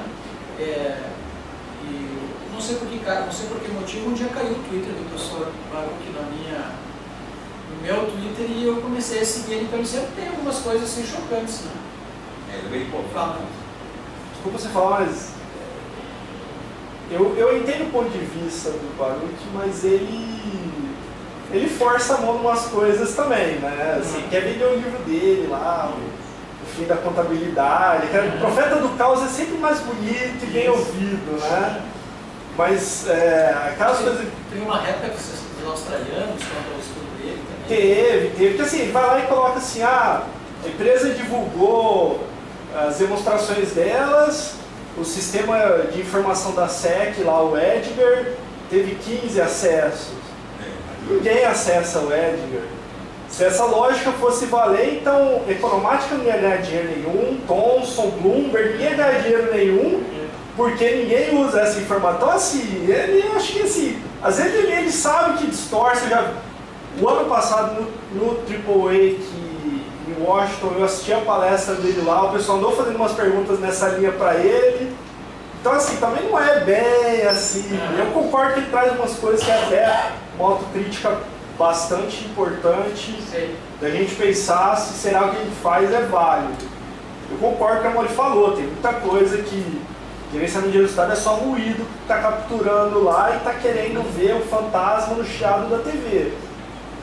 Mas também tem que tomar um pouco de cuidado, porque assim, às vezes no caso especificamente, eu também sigo ele, vejo as coisas que ele coloca, acho super válido, mas ele força a mão em umas coisas. Bom, então voltando à questão de, por exemplo, nós precisamos de pessoas assim que estão acendendo algumas bandeiras amarelas, né, vermelhas, que estão levantando algumas questões assim que, peraí, não é por aí que a gente está conseguindo avançar. E a gente pode pensar em outras coisas. Acho que quando a gente está decidindo a questão de pesquisa, eu acho que, além de que a gente tem, assim, por exemplo, o que tem de literatura para dar suporte, que é importante para a discussão, né? Mas o que esse problema tem a ver com a atualidade das empresas? Então, a gente sempre discute isso, por exemplo, quando vai desenvolver o estudo qualitativo, o estudo de casos especialmente, né? Tudo bem, o que a gente quer observar? Que fenômeno a gente quer observar? Isso tem algum sentido, observar esse fenômeno?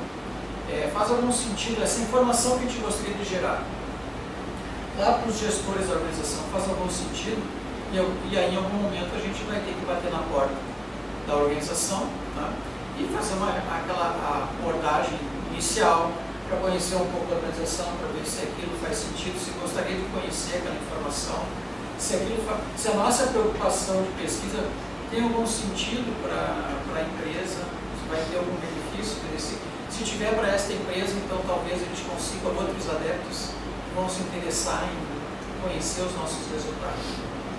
Eu acho que isso, por um lado, quando a gente define essa questão de pesquisa, a gente tem que ouvir as partes, a gente tem que olhar para a literatura, mas nós temos, e aí eu tenho procurado fazer isso com os meus orientantes, que a gente consiga abordar empresas, abordar empresários, abordar setor. Lá nós temos a Federação da Indústria. Lá, tá? A Federação da Indústria de Santa Catarina, eles têm um observatório. Então eles compraram o que teve pela frente de base de dados, tá? E recursos de gestão eu chamo de tortura, né, dos dados, né? Mas eles conseguem extrair informações, por exemplo, o que as empresas estão colocando nos seus relatórios que falam de investimentos em algum setor da indústria que Santa Catarina poderia atuar, para que essas empresas possam fazer propostas para estas outras empresas. Então eles conseguem capturar esses dados econômicos, conseguem fazer análises comparativas, isso tudo assim, acessando bases de dados que a gente na universidade não tem, mas eles estão acessando, tá? De relatórios contábeis, de relatório de governança, de relatórios os sistemas conseguem ouvir, o sistema que eles estão usando lá consegue ouvir também, os áudios, eles extraem informação de áudio, tá? Então assim, fica uma coisa assim, você coloca o CPF lá e te dá a tua vida, né? Certo? Assim, são sistemas de Big Data, né? Que conseguem recuperar a informação e tudo e tal. Então assim, uma conversa com a federação a gente tem feito no sentido de buscar uma pesquisa, por mais que seja uma pesquisa para uma survey, né, como a gente utiliza bastante também, mas que faça sentido para aquele setor. Acho que isso é uma questão importante. Outra questão que você levantou é essa pluralidade de abordagens teóricas, né? E cada marchinha, uma música. Cada carnaval uma marchinha. Cada carnaval uma marchinha. Realmente a gente tem essa pluralidade. Talvez isso fruto ainda por um amadurecimento de área, por construção de área, que nós estamos falando assim de juventude da área. Né? Buscar, nós estamos falando aí que a Counter Organization Society é de 76 e nós estamos buscando, quer dizer, tem 43 anos. 43 anos. De idade. Né? Ele já descobriu da sua idade. Né? Bom,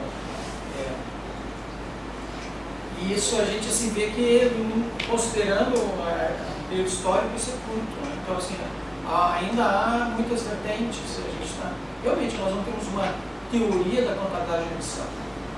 Rede financeira tem. Rede financeira tem. Tem algumas coisas mais claras, talvez, na financeira. Algumas coisas são umas linhas mais estabelecidas. Porque quando a gente faz sempre um paralelo com ciências, de certo modo, né, até eles conseguem se justificar mais. Eu, por exemplo, tenho um problema lá.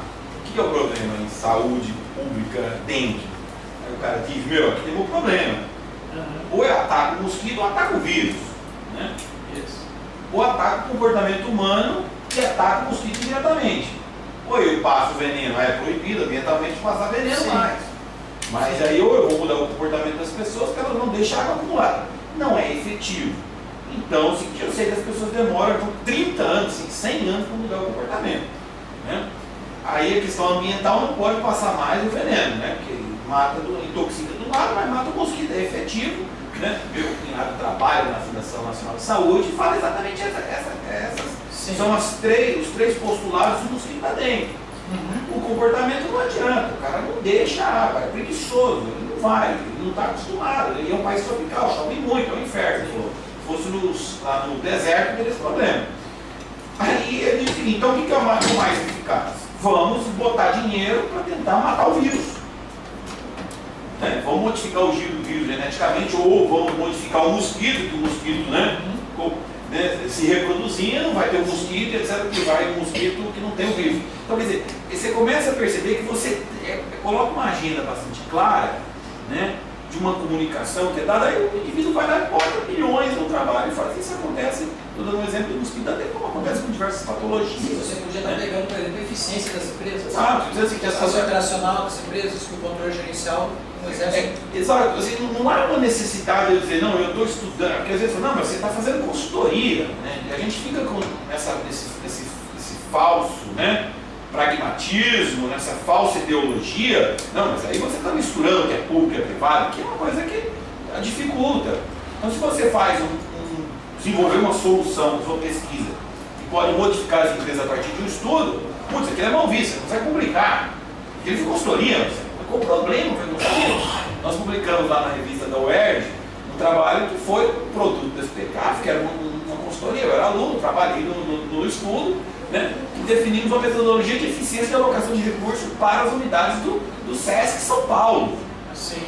E aquilo a gente modelou pesquisação e publicamos o trabalho, né? Mas dependendo do contexto, não, mal visto, você está misturando. Então, assim, eu acho que o americano acho que faz um pouco melhor isso, talvez, o europeu, não sei se não faz. Mas eu vejo que às vezes a gente fica só numa questão de bibliometria, né? Vamos fazer o que a academia está fazendo, que também já é uma questão seguinte, aí você competir com 1 bilhão de chinês é muito difícil. Mais dinheiro. O pessoal falou, né, é muito mais difícil.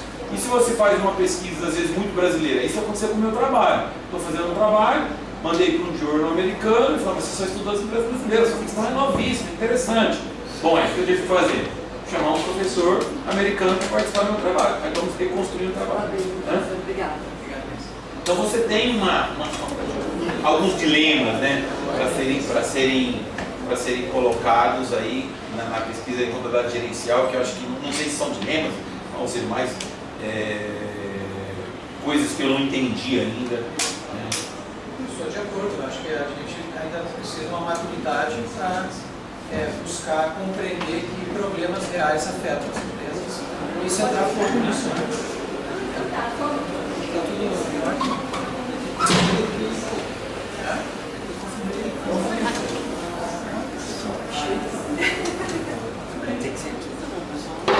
Bom, eu quero atrapalhar. Não, é isso. Acho que os alunos, acho que eu não sei eu fazendo perguntas, eu já fiz a tese, né, minha dissertação,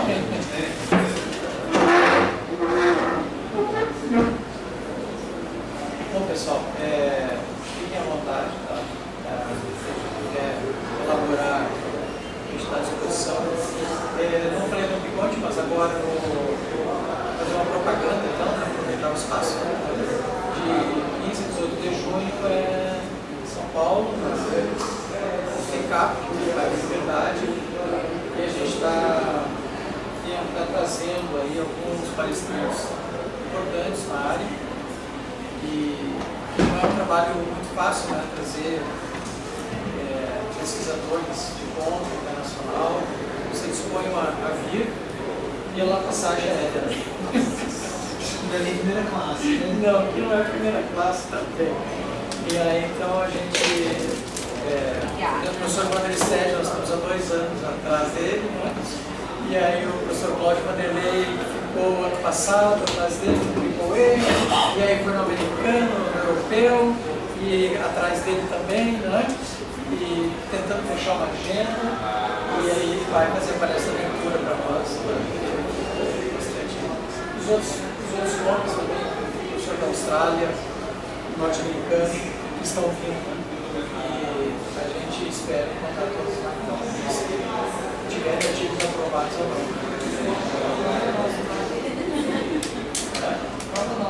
Ah, tem lá? Faz um lobby.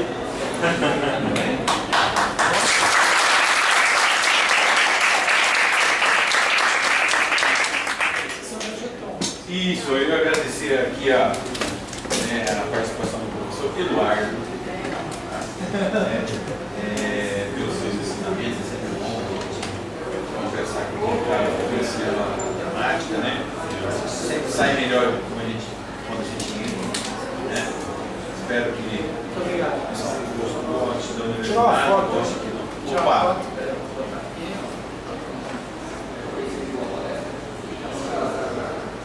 sempre bem-vindo aí à nossa Muito universidade. obrigado. Isso aí, ó. E assim, tiver a oportunidade também, que vocês possam ir a Florianópolis. A gente tem um evento também, um congresso lá. Um bom sinal, né? E a gente sempre pode recebe os convidados, né? Agora a data, não sei se é setembro, não é definida, mas é no segundo semestre, né? E a gente faz um evento conjunto lá também com os outros programas. E esse ano também está incorporando uma atividade que é com os estudantes de ciências contábeis, o encontro catarinense dos estudantes. E vai ter assim uma atividade à noite. E geralmente não tem muitas atividades no congresso à noite, né? Mas como os alunos, a maior parte participam à noite, então vai ter algumas palestras e apresentação de banner, dos estudos feitos e trabalho de conclusão. É interessante assim. Com certeza a gente faz uma divulgação aqui no chegou e já está lá no nosso. Tá legal. Mais uma vez, obrigado. Convido vocês aí a tomar um café com a gente aqui, ó, um pãozinho de queijo, né? Nós somos mineiros, mas aqui a gente gosta, né, Fabiano? Um pãozinho de Tá queijo. perto, estamos perto. Quanto mais pertinho, Vamos melhor. tirar uma foto de todos os alunos pra gente. E aí, filhão, tudo bem lá?